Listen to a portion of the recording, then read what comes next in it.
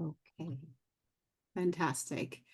Yeah, welcome, and we're just so excited to see everybody here and to talk about refugee issues, which we know it's been quite prevalent in the news recently, right? But I think within the last couple of years, with whether it was the Syrian refugee crisis, and then of course with what's happening right now in the Middle East, in Gaza, and of all the eternally displaced people there. And then, of course, um, talking about migrants and all of those things and the confusion between what's a migrant, what's, all of those things. So we hope to try to shed some light on some of that this evening. And just really, we want this to be a conversation for us to talk as a community about this. And then think about ways that we can strategize to work, how we can advocate on behalf of this population, and what counseling would look like working with them. So here we are. Welcome. Our training is the title, as you saw, is understanding the refugee experience, strength, empowerment, and advocacy. And I am Saloon Waller-Roberts. I am also the co-chair of the CSJ Advocacy Committee, along with Dr. Tina Nikoyi. Um, and we'll speak a little bit more about ourselves. My co-presenter is Sylvia, and she'll introduce herself shortly, and you'll learn more about both of us. So what we're going to be doing is just kind of doing a brief overview of, what is a refugee, right? Oftentimes there, as I mentioned earlier, there's that sort of confusion between what's a refugee, what's an immigrant, what's an asylee, and those names and labels get, mistaken and mixed up. So we want to talk a little bit about that. And then we'd like to talk about, some of the challenges that this population face, but also their strengths, right? Not just looking at it from, oh, this is all of the bad things that happen to refugees, but also the strength and resiliency and things that they bring to communities. And then we're going to be talking about counseling implications, what that looks like for us as counselors, and what are some of the things that we can do, and what is the impact, the psychological impact, mental health consequences, and things like that. And then we'll be talking about advocacy strategies. So we will then, go into breakout rooms, and we will strategize on ways that we ourselves can work with this community. Absolutely. And I'm Sylvia, and I'm a doctoral candidate, and I will be at IUP. I'm also a CSJ fellow, and I will be co-hosting with Saloon today.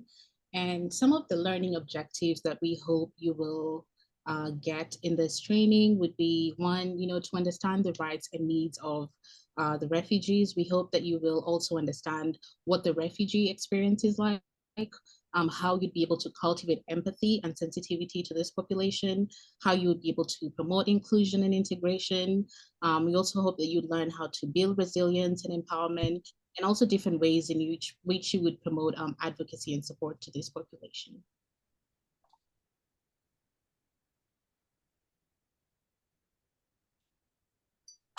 So, good question. I'm sure all of you would be interested to know why refugees, why are we inspired to talk more about this population and work with this population and do more research about them. So I am originally from Nairobi, Kenya, and Kenya is known to have the largest refugee camp in the world by the name Kakuma. So I had a chance in my previous experiences to work with nonprofit organizations that provided trauma resilience trainings to different refugee camps in the country. And that really just sparked my interest to want to learn more ways in which I could serve this population through mental health, advocacy, and other ways. Okay. And I'm Saloon Waller-Roberts, as I said before. For me, this topic around refugees is quite personal. I was born and raised in Liberia, but came to the U.S. to join my mother, who was already here working with the Liberian mission to the UN. Shortly after I got here, my country broke out into a civil war, which lasted for about 14 years, killing over 200,000 people. And because of all of the ethnic cleansing that was going on during the war, my ethnic group being one of, in fact, my mother and father's ethnic group being the two opposing ethnic groups, my family as a result ended up losing over 40 plus family members on both sides. And so because my family was already here, we were able to file for political asylum, which was then granted for us. And again, I will be talking shortly about the difference between a political asylee and a refugee. But because of that, we were granted, political asylum due to all of the things that was happening here. And so while some of my family were able to get refugee status around the world, so they're all scattered around the world, in the UK, in Australia, in Ghana. So the great thing about that is that I can visit these countries and have places to stay and people to stay with. So that's a great part of about that. But this is one of the reasons why this topic is very near and dear to my heart. Also, it is a topic of my dissertation that I'm currently completing, and it's telling the stories of refugee Liberian women. So again, I hope that to spark some interest in this topic for some of you if you're already doing the work. And if you're not, perhaps it is our hope that this training will get you a little bit interested in this population. Wonderful. So we have been throwing this word around for a few minutes now, and it would be great to just learn from the audience. What comes to your mind when you think about the word refugee, or what does refugee mean to you? You could just share maybe on the chat, and we could give one or two people a chance to share, unmute and share if they want to, like, just share briefly and talk about it. But you can always just share on the chat. What is when you hear the word refugee, when you see the word refugee, what comes to your mind?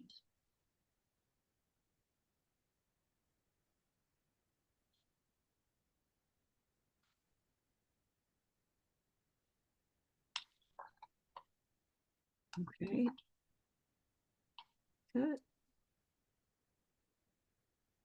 Individuals, someone who is seeking safety in a new place, as their home place, as their home place is not safe for them. Okay.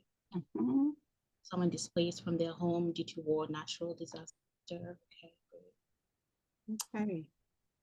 Yeah, I think all of I those. I'm sorry, go ahead, Sylvia. Were you? was just going through the chats to see what the audience was saying, but yeah. Yeah, protected by international law. Yeah, absolutely, absolutely. Um, all of these definitions or these understandings um, encapsulates what a refugee is. Um, but the sort of the legal definition of what constitutes a refugee was set by the Convention on the Status of Refugees, which was decided in 1951. And basically it says that a refugee is someone who's fleeing their country because of war, violence, persecution, or having a well-founded fear of persecution. And this persecution can be based on, their race, their religion, membership in a particular social group, or political affiliation. Now, the interesting thing about this, the convention, is that initially when when the framer put the convention together, they really did not include gender, as one of the factors or one of the identities that one could be persecuted because of. And when questioned about that, one of the things that they said was because they couldn't envision a world where someone would be persecuted because of their gender, right? So interestingly, but I mean, as we now know, in all of the last, 20, 30 years, but certainly within the last, 15 or so years, that violence, gender-based violence is quite prevalent in wartime. We know that women are disproportionately abused during wartime. We know that they experience things like sexual violence. In the case with, Liberia, for example, many of the Liberian women were, sexually were raped, were kidnapped, taken into rebel camps and held as hostage, where they were forced to serve as wives or concubines, or even, forced to bear children for rebel soldiers. So it was a very sort of lapse on the part of the convention not to envision gender.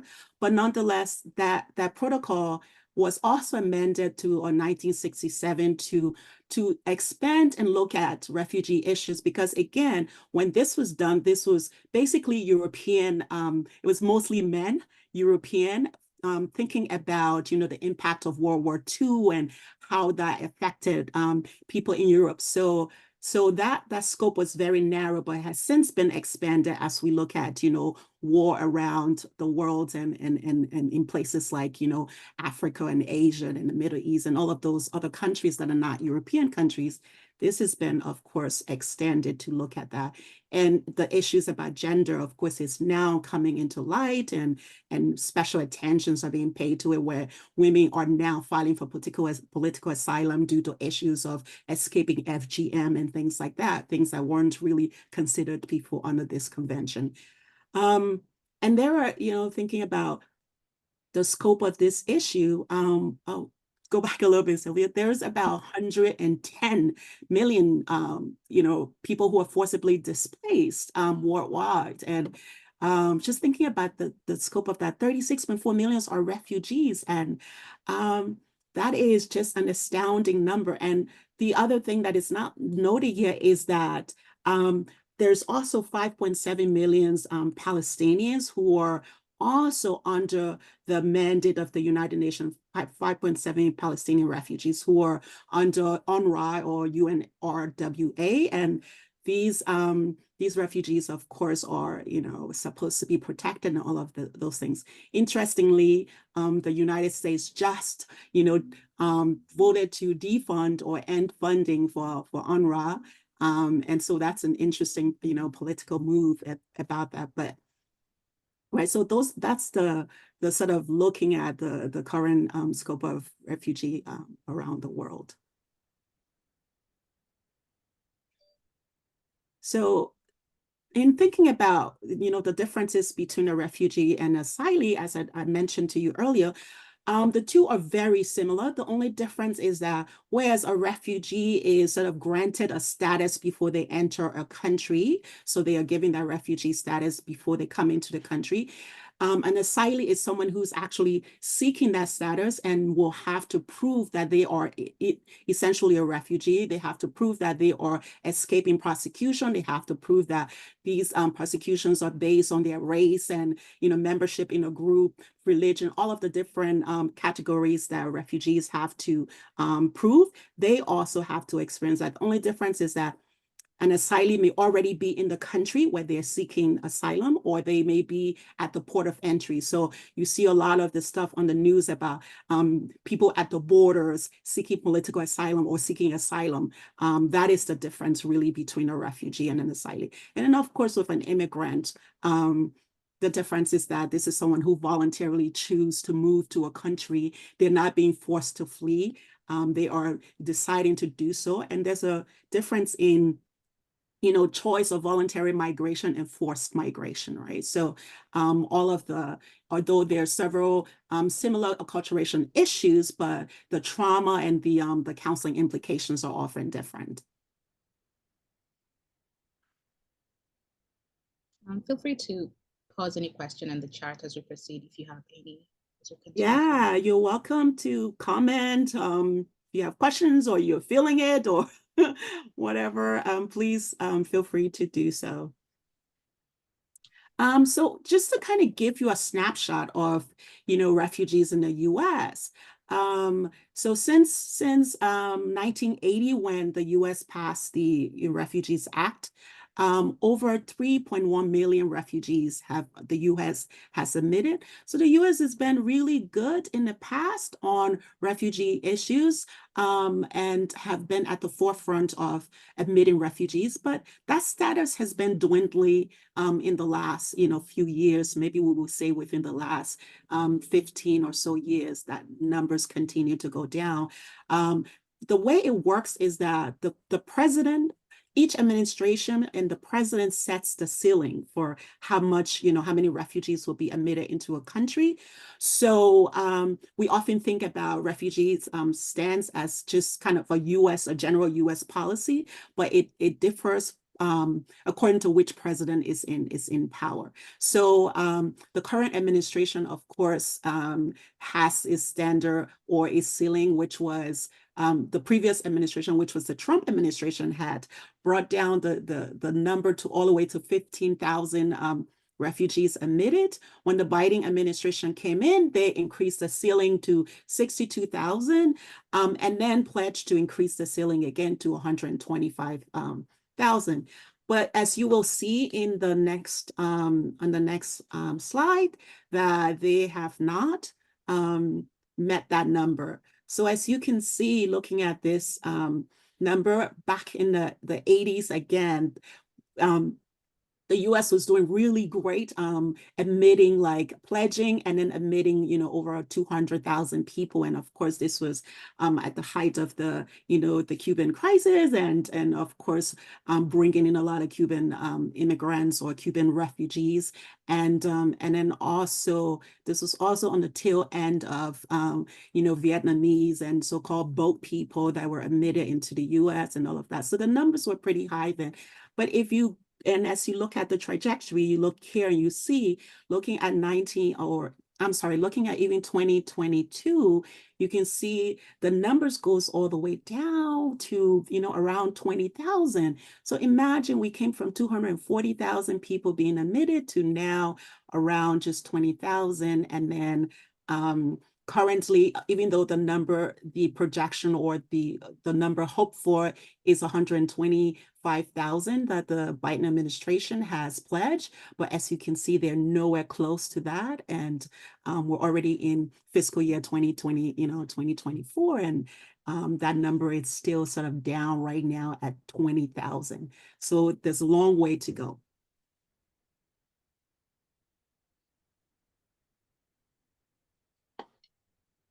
So I just want to kind of walk you through the steps of, because oftentimes, when we hear about refugees, it's like, oh my God, they're letting those people in. And, I remember in the media when the Syrian refugee thing was, on the news every day, or other refugee situations happening in the Middle East and things like that. A lot of the talk was, oh my God, those people are going to be, they're bringing terrorists. What if they're terrorists? What if they're murderers? And all of these different things that people were talking about. But it's funny because they don't know the steps that people go through before they come into this country, and how lengthy that process is. It takes anywhere from 1 to 2 years before you are granted, from when you are at a refugee camp, before you're granted refugee status into the US. So that process begins with the UNHCR, which is the lead UN organization, which means United Nations High Commissioner for Refugees. And they are the organization that is tasked with everything pertaining to refugee. So they identify like who is a vulnerable population and who has special needs and who needs to be resettled immediately. So once the UN determines that person, they then, they make their assessment and they do a background check also. So UNHCR does a background check and say, okay, yes, this person meets the qualifications for refugee status. They then turn that information over to the host country. In the case, if it's the US, they turn it over to the US. The US then goes ahead and does its own background check. And the US background check is very extensive. They do screening by 8 different federal agencies, from Homeland Security, the State Department, FBI, CIA. They do biometrics check in a database and all of those things. So So this individual or family are going through so much security checks and all of those things just to make sure they are who they are telling their stories correctly, or their stories are plausible. The other thing to think about that is, imagine the psychological toll that takes on individuals who have to keep telling their stories every step of the way to convince all of these different bodies that they have experienced all of these horrible things in order for them to qualify as refugee. Once those that background check is done, then they then have to go through three different face-to-face interviews with Homeland Security, where they then have to tell their story again, convince the powers that be that they qualify for refugee status. When they're finally approved, they then have to go through medical screening to make sure they don't have any kind of communicable diseases, make sure they don't have tuberculosis, HIV, or if they do, immediately put them on some kind of treatment regimen. So they go through that process. And then afterwards, when they've been, sort of finally approved and say, yes, you're ready to be resettled, and then the host agencies in the host country. So like in the US, some of the agencies are like the IRC, the International Rescue Committee, or Catholic Charities. So those, I think there's about 10 different resettlement organizations here in the US. And then they then, will step in and place these refugees into different communities around the country. States that are willing to take them would then step in and take these refugees, whether as families or as individuals. So it looks like there's a question in the chat. Oh, Aspen, do potential refugees need to apply for refugee status to UNHCR, or does UNHCR determine that without needing an application? that's a very good question. So what they do is they show up at a refugee camp, and that's how they are able to then, so when they show up at the refugee camp, they can then, these camps often have UNHCR staff there, and then they're able to tell their stories. And then UNHCR will then decide, okay, this person's story sounds dire compared to that person's story, or this person belongs to a particular ethnic group that is being targeted. So essentially, they have to present themselves for UNHCR to then determine if they meet these qualifications.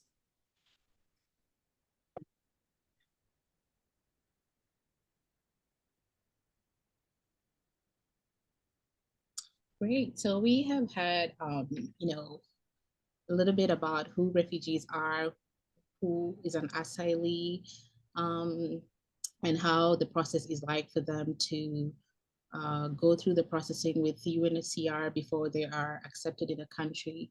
So this data just pretty much shows a graphic representation of refugee admissions by country and region, and we can just see what country had the largest number of refugee admitted, and what country had the list. And this could have been due to different factors. And I know DRC had been affected with like war for a long time. So that could be the reason that may have led to that increase in that number.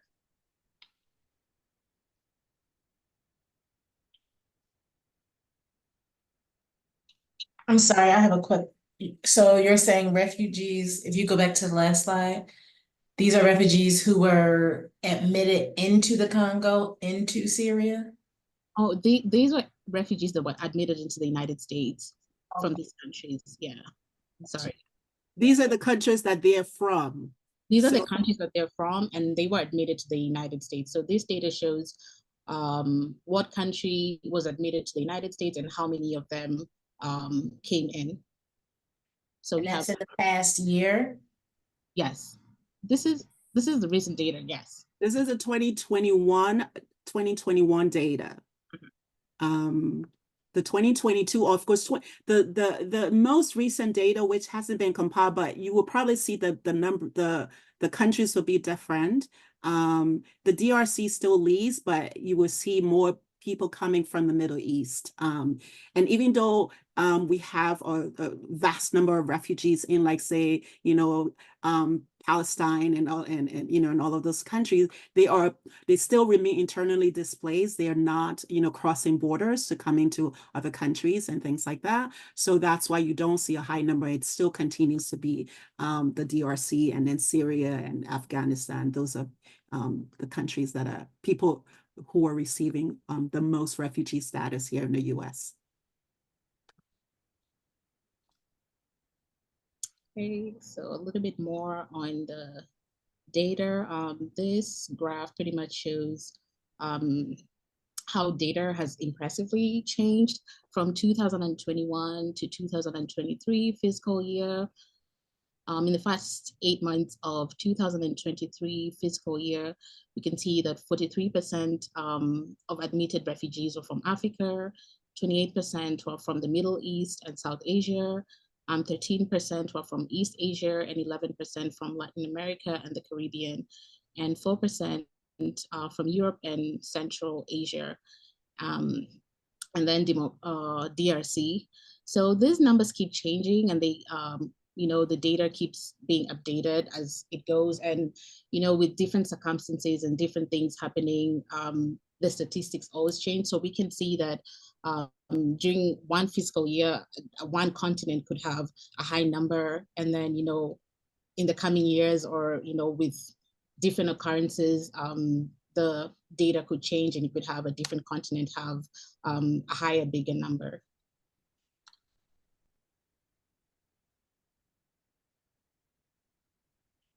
And then if we were to look at the United States and the different areas that receive refugees or have the highest population of refugees, we have the states highlighted in blue, and California has the leading number of most refugee immigrants.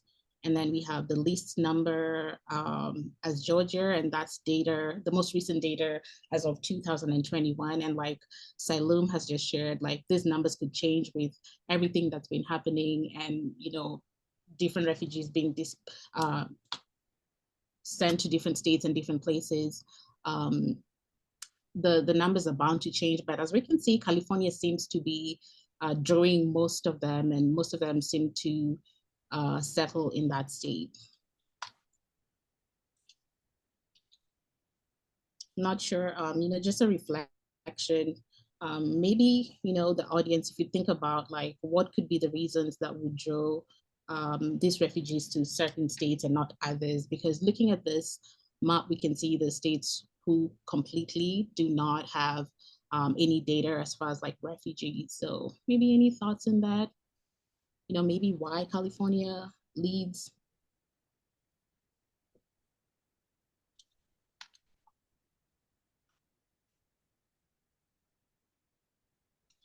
There's no right or wrong answer. Maybe political leanings. Mm-hmm. Perhaps more like liberal states. Mm-hmm. And also it could be some of the states highlighted could have been more established and equipped to work and have resources to support this population. So hence the reason why, they're set there. Mm-hmm. And yeah, just to add, also a lot of states, it's in their benefit to have refugees come to their, to the state. So a lot of them petition to do so. They also depends on what previous refugees, pockets or communities they have.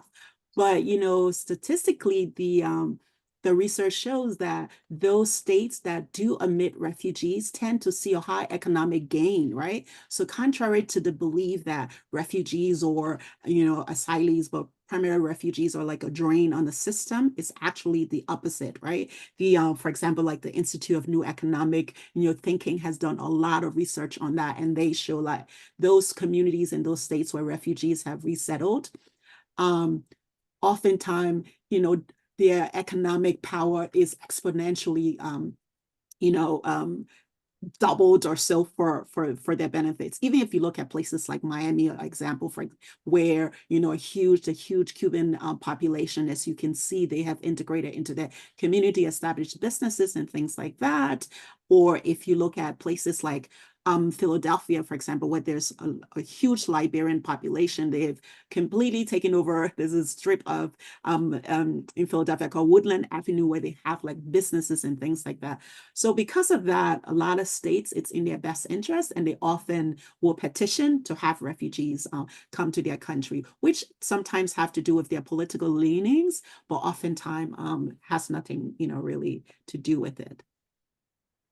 Absolutely.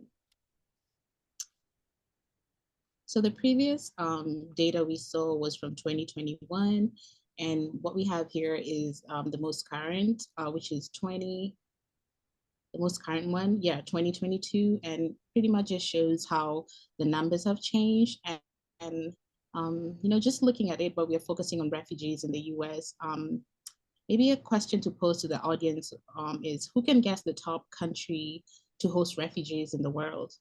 Because we've pretty much been discussing about the United States, but looking at it from a more global picture, have you thought of any other countries that are known to host refugees, and which ones would be top?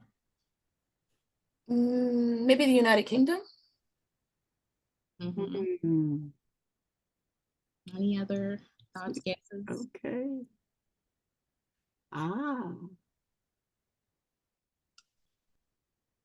Yeah. So, see the chat. Okay. So one of the top countries to host refugees is it's Iran is known for that, which has a number of 3.4 million. And then we have Turkey that comes second with 3.4 million refugees. And then we have Germany that has like 2.5 million.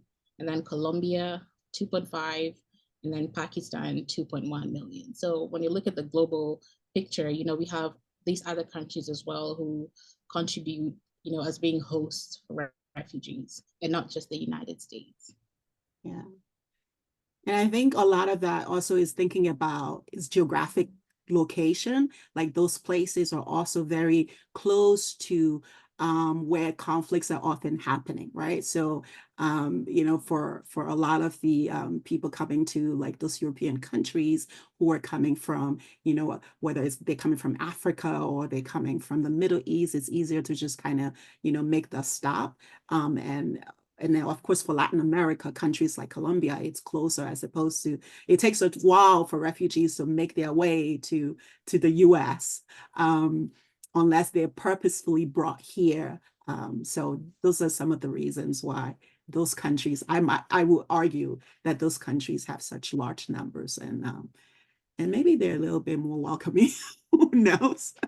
Could be one of the reasons, but yeah. Yeah, so we have talked more about how they get here, what the process is like, what the numbers are in these places. And one important thing that was, the goal for this training is to like look at the counseling implications of, the experience of this population. And different studies have been conducted and research has been done on the experiences of refugees. And, one of them, which is most recent, did highlight the experiences of 385 refugees who were resettled in Siliki. And the data did show that 50% of them met the criteria for mental health disorders, which included depression and PTSD, which is very common with this particular population.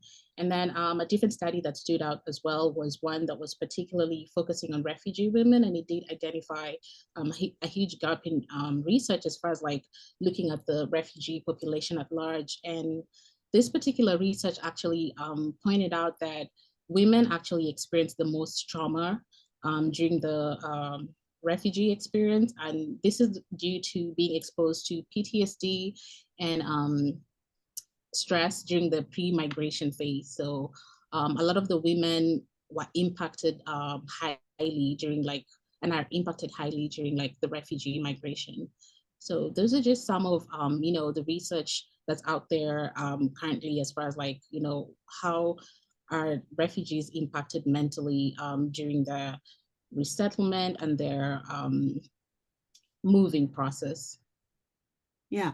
And just to add a little bit more about, some of the experiences that women have, I talked to you previously about how gender-based violence have not always been recognized, but now they're doing so. Again, with my dissertation research, talking to the women about their experiences and all of the violence that they experience, but also the impact of the migration. Oftentimes the men are off to war, the men have been killed, or for many reasons the women are then left behind, or the ones who have to take care of the children or take care of elderly family members. And so trying to escape and run away or flee can be very difficult when you have little children, you have to take care of children, you have to take care of parents and all of those things.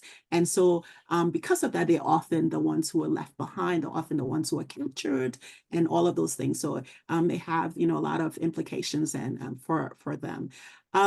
But talking about also acculturative stress, looking at, so we've talked to you about some of the pre-migration, effects of, envisioning or witnessing trauma, witnessing violence committed, seeing family members killed, being forced to engage in violent acts against other people, all of these things they've experienced. But also talking about those are the pre-migration stressors and things, but talking about the post-migration stresses, which can be just as difficult as we look at acculturation issues, whether they're being placed, again, because they have no choice in where they are placed.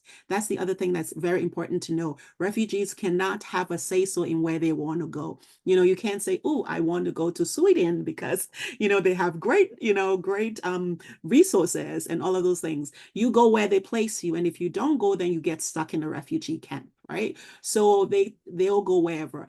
And so oftentimes the person is sent to a country or a state that is completely different from them, for them, whether it's around culture issues, whether it's around language, whether this education system, all of those things can be, stressful to them, finding community, adjustment issues. So a lot of acculturation issues that they have to deal with. Then there's economic hardship, which is oftentimes the reason why many of them engage in starting small businesses. But, you will have someone who, say, in their home country, was a doctor, and now they come into this foreign country and their status is not recognized as the doctor. So now this person may have to start all over. You may have to take on jobs, or maybe be a taxi driver, or become a janitor, or all of these different things, and then having to start all over. So those can have really serious effects on them. And the economic, they get some kind of financial stipend when they come for a few months, but then they're on their own and they have to figure things out. And the stipend they get is like very small. It's probably like just enough. They get food stamps also to buy food. And then they get like a few $100s a month or so to help them with expenses, but that's about it. So it can take a toll on them in terms of that. And then going back to that acculturation piece, sometimes they have to deal with, new issues that they didn't have to contend with in their home country. Things like, for example, racism, which is one of the things that I'm finding, some of the women are talking about. People coming from, people of color who come from countries that's predominantly of their same color or their same race, coming to the US and now being minoritized, right? And now having to contend with those issues and the implications of that. So those also have takes a toll.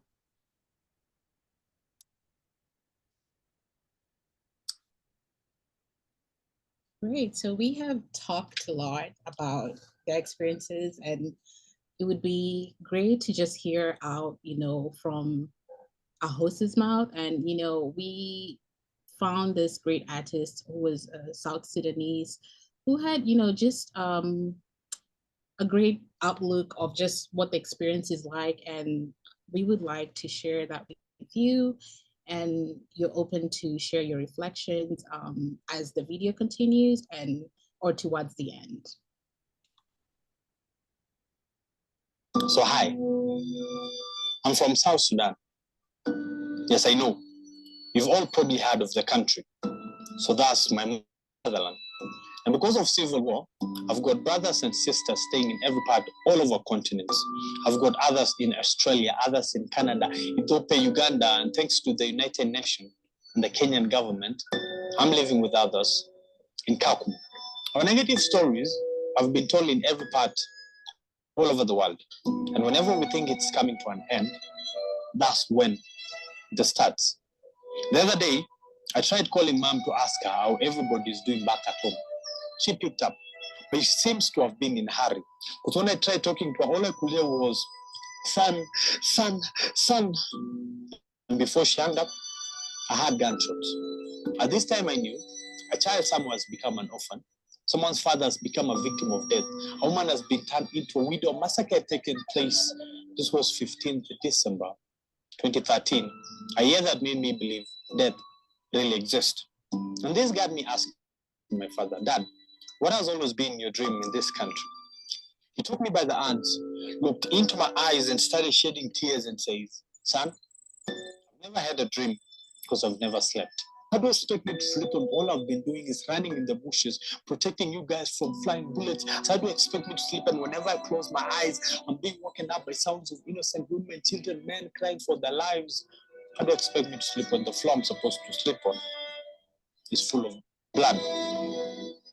And that's why nowadays, I'm not known by my name.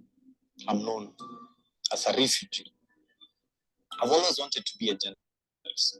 But wait, how do I report death of my people each and every time? My sister wanted to be a doctor, but she can't bear having bloods of innocent lives in her hands every day. My younger brother wanted to be a professional footballer, but his legs were taken away from him. I don't know why all this is happening, but tribe is nothing but a name we've only been given to divide us. So instead of spreading war, why don't we spread peace? Instead of spreading hate, why don't we spread love? Instead of dividing ourselves, why don't we unite together as one? Because I went to a foreign land, tried making friendship with this guy, but he immediately walked away from me when a passerby said, hey, be careful, he's from South Sudan. At this time, I started hating myself. Why was I even born in such a time whereby your brother helps you today and tomorrow he's the same person that pulls a trigger on your head? And that's why nowadays I'm not known by my name. I'm known as a refugee. My flag has 6 colors. Black, a color that represents the black melanin skin that my people have. A skin, no matter the scars on it, it will still look beautiful. A skin, no matter the tears that have fallen on it, it's still gonna shine with it. Red, a moment of silence. The blood that our fathers shed when struggling for freedom. White, the peace that we've been longing for decades after decades. Green, the natural wealth that my country has that is not seen because of war. Blue, a color that takes me back to the good old days when we used to laugh as we fish on that river Nile. Yellow, a color that gives me hope and determination that no matter the darkest days that my people, my country is going through, one day, one time, there'll be a light at the end of the tunnel. Because I want to be known by my name, not as a refugee. So hi. Okay. So I'm sure you have reactions, and so to it, what we're going to do right now is we want to give you all a chance to have a conversation about that, and also have time to kind of strategize and talk about, have some discussions and on ways that we may work with this population based on what we know so far and all of those things. So we're going to open up the breakout rooms, and you will go into your breakout rooms, and we'll have conversations about everything. Okay. All right, here it goes.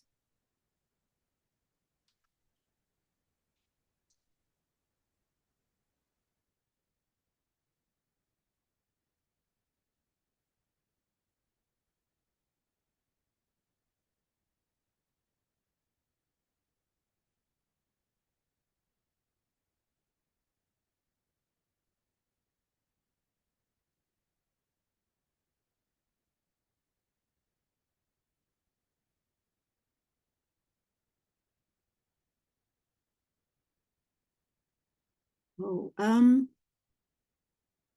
is, oh, it's just, who's here with me? Susan? Hello?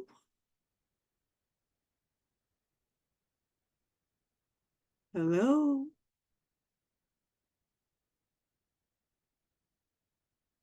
Is anybody here?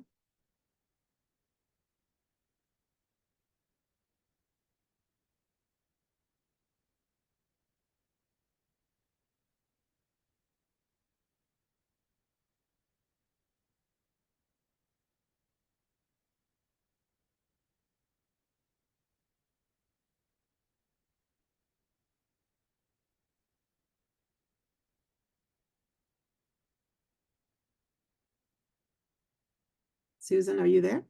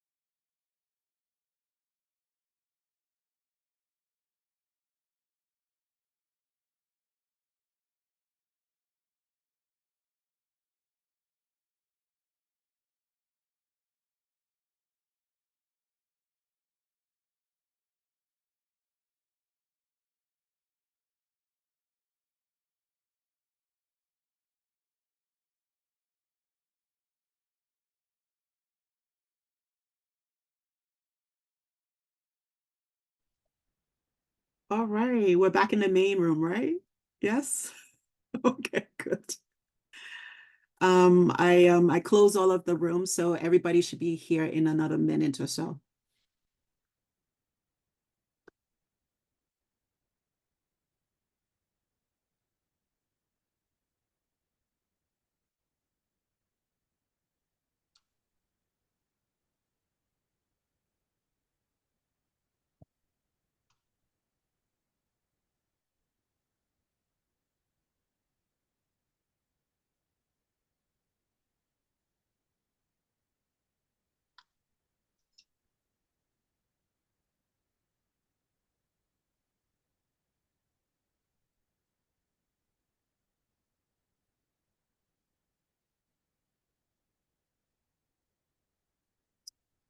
All right, are we all back?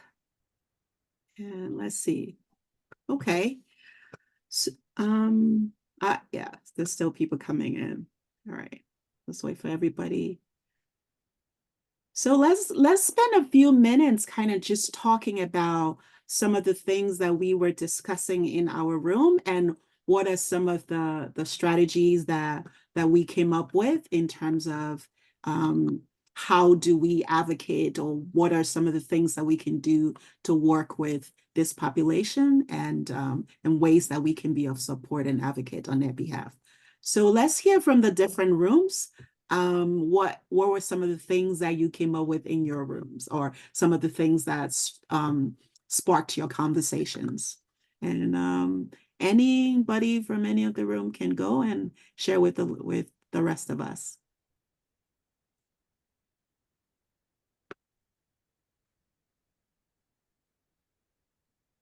I can go. So I think I was in group in breakout room 2, and our questions were: what are the most pressing humanitarian needs of refugees? How can individuals and communities support refugees both locally and globally? And what's the role of NGOs, aid organizations, and civil society play in assisting refugees? And I think a major theme that came out from our discussion was that as counselors, we really need to step outside of our traditional role in the way we understand counseling as we work with refugees. Most of the humanitarian needs for refugees are getting food, connecting them to medical services, legal support as they navigate their status, their refugee status, as well as if they need to get a green card, and maybe finally be eligible also to work. Sometimes connecting them to employment and educational sources. So in a way, that puts us in a place where we need to make sure to understand our communities and the resources. And I think the best way we've put it is like being cultural translators or cultural brokers for the refugees that we're working with. Does that summarize our discussion? Yes, excellent. You did an excellent job, Annabelle. I was in that group, and yes, we were talking good stuff. So thank you for that. All right. Next group. So group 1, we talked about how we could help just change the narratives in whatever capacities we could, whether it's our places of work, whether it's the community, because a common theme that we had in our discussion was the perception of refugees that's put out there by the media not being positive at all. So, just changing the narrative one person at a time. Is that Sylvia? Can you go to the slide that has the questions for the breakout rooms? Maybe it'll be helpful for people to see what were some of the questions that were being discussed. Yes. Okay. Excellent. Thank you. Yeah, So your room was talking about you were media. Yeah, is that right? Yeah. Okay. Yeah. Any other person from group 1 that would like to add one thing or two? We all just came to a consensus that, the way refugees are portrayed in the media is not positive at all. So, just thinking of how we could change that narrative. Okay. I guess to like speak to this as well, kind of just recognizing that things aren't just very holistic and like we don't see things from a like more than one vantage point, and that's part of the problem. Um, and if we could do that, I think that we could definitely help folks better, because you know we're coming from this perspective of helpers, healers. What ways can we show up and shift the narrative? So that could look like, even in our one-on-one conversations, things that come up, being able to like hold people accountable for the things that they say, and the ways that they're showing up too, and ourselves too. Like when people tell us that we're doing things that are not aligned with kind of showing up in an advocacy space, that we need to be able to be restorative as well. Absolutely. Great. All right. Another room?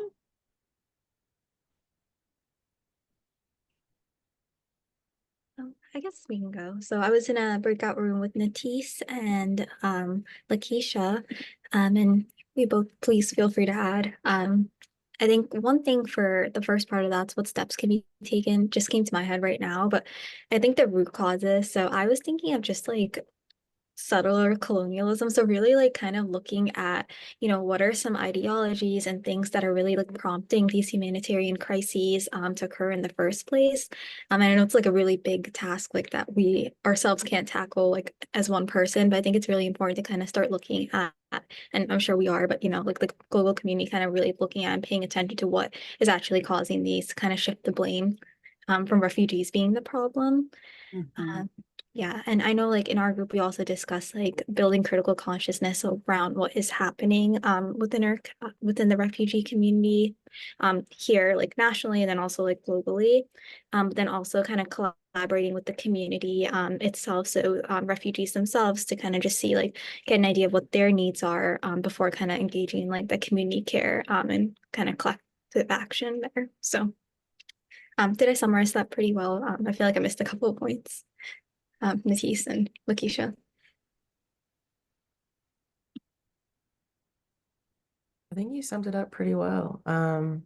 Collaboration piece, I feel like is really important, because a lot of times we think we have an idea of what folks need, and don't really take into account, okay, the research might tell me that they need this, but what do they feel like they actually need? So yeah, I think that collaborative piece, but also just kind of being aware of what's really going on. So keeping ourselves educated. Yeah, I think you really summed it up. Awesome. Excellent. Is there another group, or is that everybody? Did we cover everybody? Yes? I think so. Okay. All right. Great. So some of those things that you've all talked about are things that, Sylvia and I were thinking about and strategizing and thinking about what are some of the ways that we too may be able to do that. And building resilience was one of the things that we were, talking about in terms of just recognizing the resilience and strength of refugee individuals, right? So kind of changing that narrative of that whole woe is me attitudes that we may often have about refugees, and recognizing their strength, but also thinking about ways that we can promote self-reliance, right? And empower them to utilize some of the skills and things that they already have and they possess, and that they may just need encouragement in terms of bringing those out.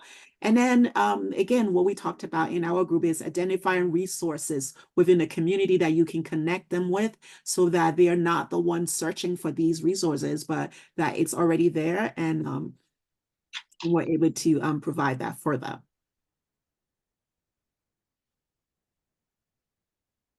In addition to that, we could always point the population to like counseling services, professional counseling, provide psychoeducation and advocacy as needed. It's important to also recognize that, building trust may take longer with this particular group. So just being patient in, connecting with them, helping them address safety issues, acknowledging, the process of grief that they're going through. A lot of them may have lost their family members in the process or in the war and whatnot. So also just, considering that fact that, as you're helping them, you're also helping them to process that grief aspect of it. And then also just helping them find community, whether it's, it could be educational, schools and whatnot, helping them occupationally, as we have learned, a lot of them had like occupational jobs in their country and whatnot, things that they were doing that were helping them in their lives so they can be able to transition once they have been stationed in like their countries of hosts. And also just help them tell their migration stories, create these safe spaces for them to share, what it was like for them to have moved and the transition and all that. It kind of just provides that healing aspect to it. And then lastly, just tap into their individual strengths, familial, cultural. They have a lot to offer, and as opposed to how they're perceived or just seen as, weak people or just takers in the community. So Yeah. there's ways in which we could provide support and advocacy for them. Yeah, I think and just to add to that grieving piece, or one of the things I wanted is to also think about the oftentimes, it's been my experience with working with refugees is that survivor guilt that many of them feel, right? So oftentimes we might think, oh, you're safe, you're here, you should be happy. But there is that guilt that, oh my gosh, I made it, I survived, I'm in this good place when my family members have died, or sometimes I don't even know where they are. Some of them, and sometimes, because the refugee agency might place you before they place other family members. So here you are in this good place where you have a bed to sleep on, and all of those things, and your family members are still in refugee camps, right? And what that does to a person. So even thinking about that grieving process, to keep that in mind in terms of survivor guilt that many of them might feel.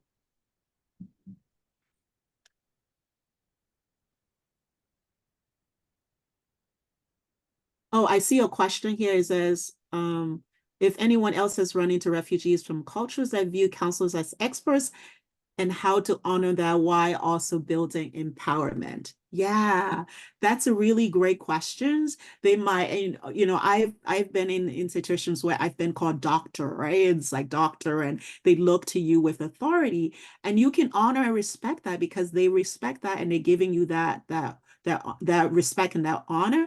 So you can say that, but you can also say, I do have like, some education and things around that, but I do believe that you are an expert on you and your life and your experience and your culture and your people and what you've gone through.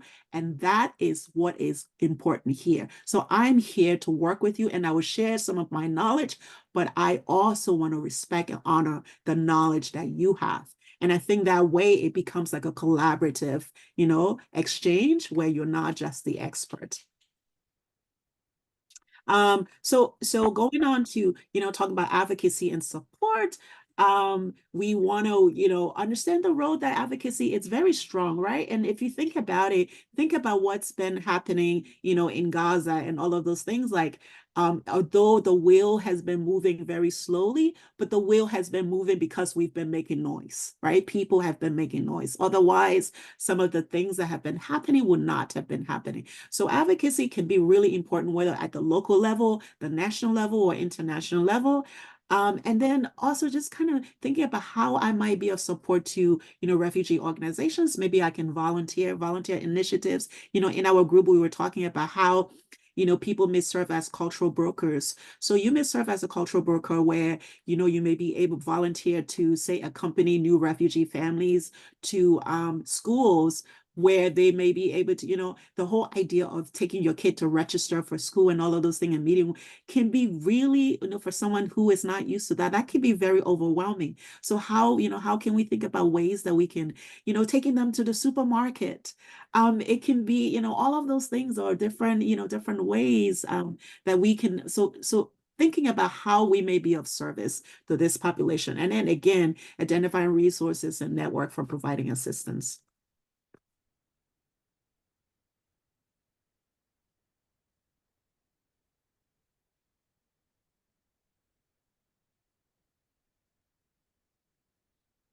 So I think what we want to do, we kind of just want to end things thinking about just ending on a positive note, right? Here, this Mary's story where she tells, which, is inspiring in terms of coming to the US and all of the ways that she has managed to make meaning of her experience. So let's hear Mary's story.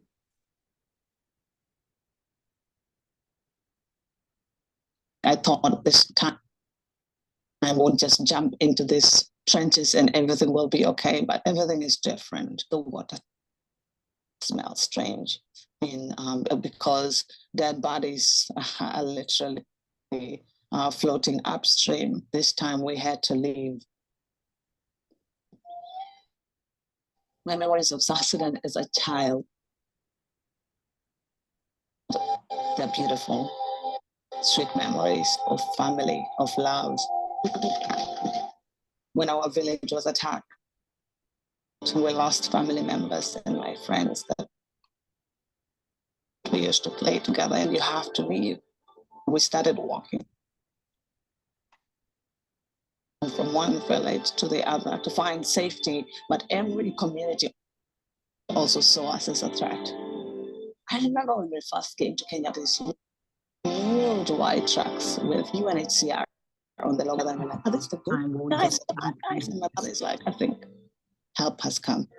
My father used to emphasize education was my first husband. So cool. Then when you're 20, if someone mistreats you with an education, you can rebuild yourself. I went to school in a small town. That environment to be free, I loved it. Yeah. Let's pause that for a bit, Sylvia? Yeah, I don't know. Is everybody having difficulty hearing the video?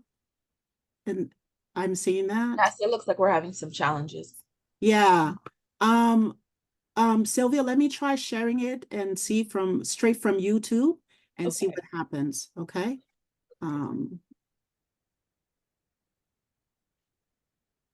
Let's see. Oh, no, not that screen. The challenges of, so desktop one. Now, pardon me a minute. Bear with me a moment.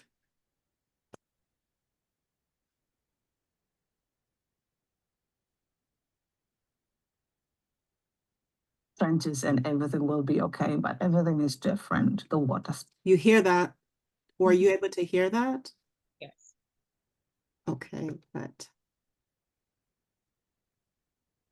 here we go.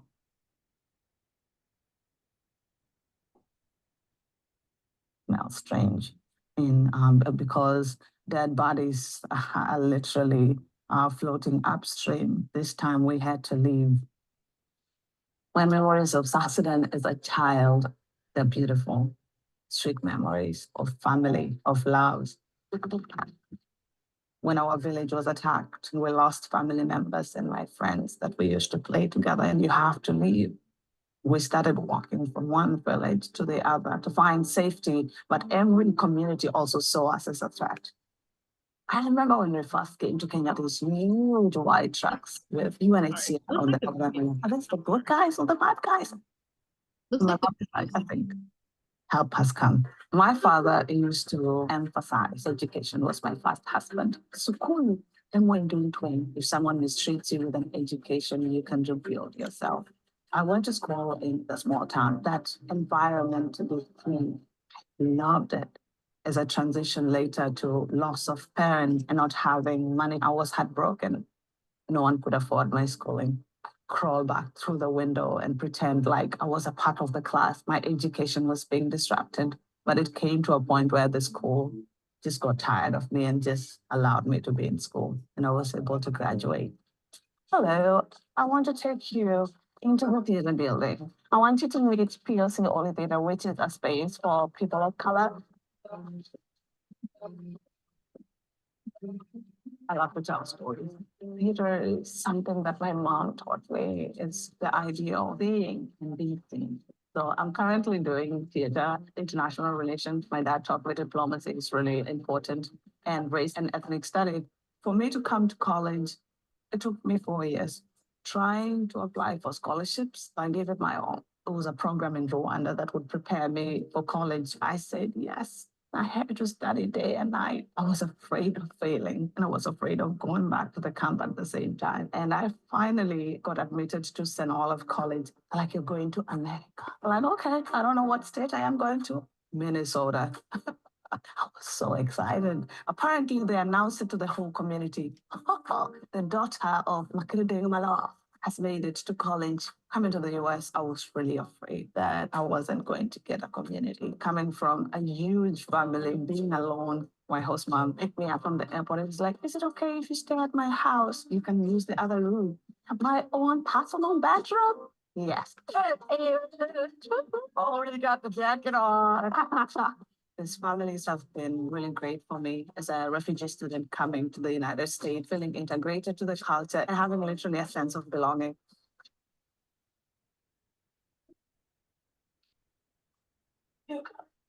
So beautiful people, I'm about to teach my class at Elemisha Kakuma. These are students from Kakuma refugee camp.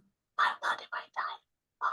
We started Elemisha Kakuma because we want to get as many students as possible to colleges, which is my dream. Becoming a goodwill ambassador to me means having a platform to let the world know that every refugee deserves a chance. I want displaced people to feel seen. Where do I want to go from here? I want to be a storyteller. I'm definitely applying for grad school and I'm graduating.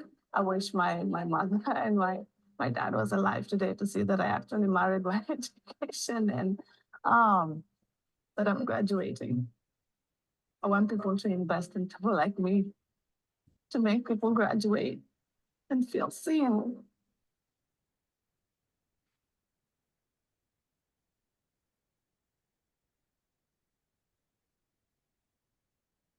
All right. Sorry about that. I hope you were able to at least see some of it and see her story. But we're almost at the end. We have only a minute.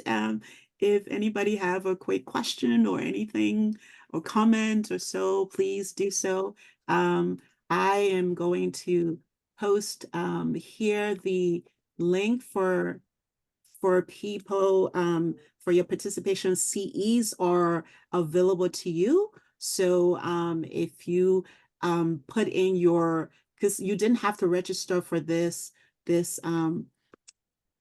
training, so we don't have your information. So if you can put your information and your name and your email, we will send that to you. But posting the link for the CEs right now. But in the meantime, if you have any comments or anything about the video or so, please do so.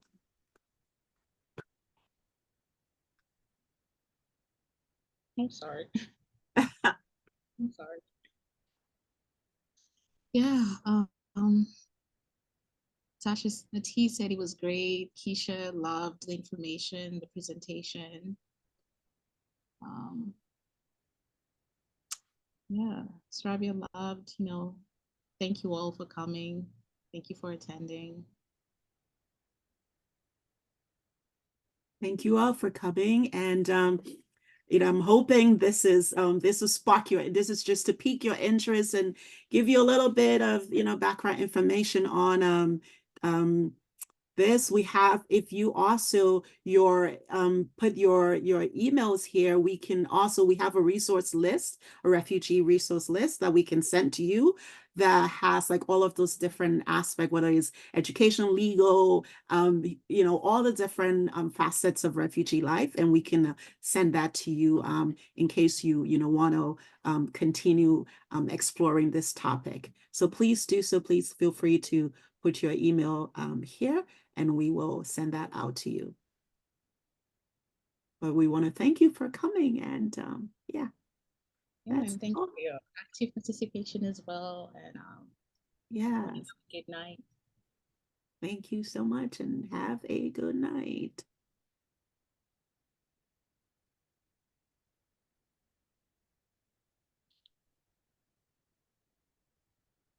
Hey, you're welcome. Keep going, but just that was an amazing webinar, Salome and Sylvia. So yeah, thank you for hosting. You're welcome, and thank you for facilitating the breakout room and getting the conversation going. Really appreciate that. Of course. Thank you for the opportunity. I think we can end the recording. Oh, yeah. Oh, cool. Yes, we can end the